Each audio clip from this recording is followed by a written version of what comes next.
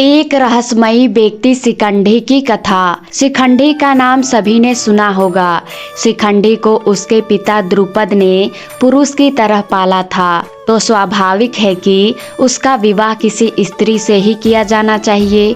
ऐसा ही हुआ, लेकिन शिखंडी की पत्नी को इस वास्तविकता का पता चला तो वह शिखंडी को छोड़ अपने पिता के घर चली गई। क्रोधित पिता ने द्रुपद के विनाश की चेतावनी दे दी। हताश शिखंडी जंगल में जाकर आत्महत्या करने लगा।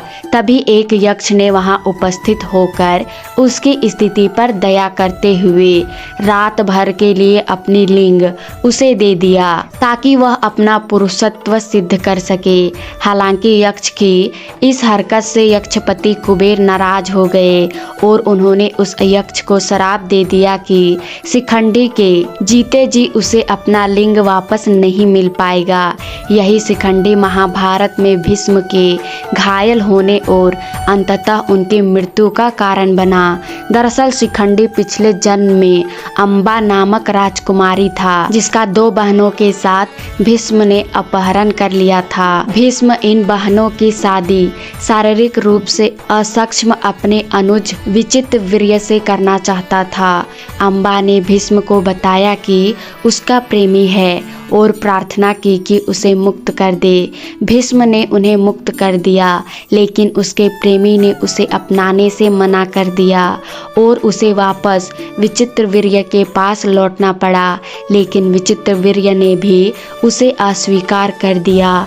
तब अम्बा ने भीष्म के सामने विवाह का निवेदन रखा, लेकिन उन्होंने तो आजीवन ब्रह्मचार्य रहने का व्रत लिया हुआ था। अंततः अम्बा ने परशुराम से न्याय की गुहार की।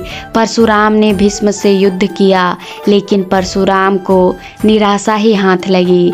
तब निराश अम्बा ने शिव की आराधना की और यह वरदान मांगा कि इच्छा मृत्यु का वर पाए, भीष्म की मृत्यु का कारण वह बने। शिव ने कहा कि यह अगले जन्म में ही संभव हो सकेगा।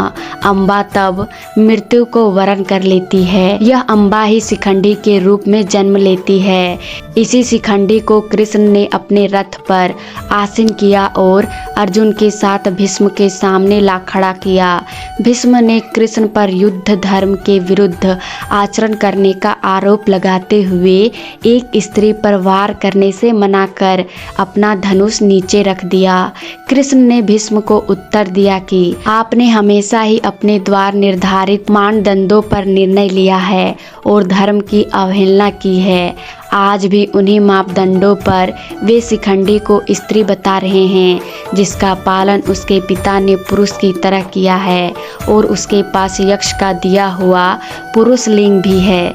भीष्म ने फिर भी युद्ध करने से मना कर दिया, जिस पर कृष्ण ने शिखंडी और अर्जुन को ललकारा कि वे भीष्म पर वार करें, ताकि भेदभाव पर आधारित उनकी मान्यताओं की जगह समावेश को महत्व देने वाले धर्म की स्थापना हो सके।